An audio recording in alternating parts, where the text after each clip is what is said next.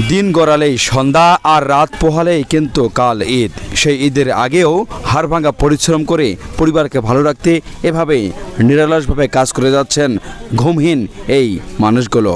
নীলফামারী সদরের পঞ্চপুকুর ইউনিয়নের টোপা মিস্ত্রির এই দোকানটিতে প্রায় 7 থেকে 10 জন মিস্ত্রি কাজ করে একসঙ্গে এভাবে খাট তৈরি করেছে, নকশা তৈরি করছেন।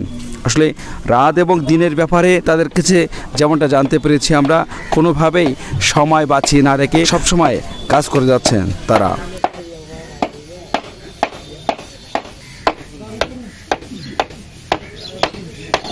নীলফামারীর বিভিন্ন আমরা কাঠমিস্ত্রির দোকান ঘুরে দেখেছি, তারা এই যে ঈদের আগেই ব্যস্ত সময় পার করছে, বিভিন্ন খাট, শোকেস, আলমিরা সহ সকল প্রকার নিত্য নতুন যে ডিজাইনের কাজগুলো করছেন, কাঠের কাজগুলো, সেগুলো করেই কিন্তু তারা এভাবে এগিয়ে চলছেন।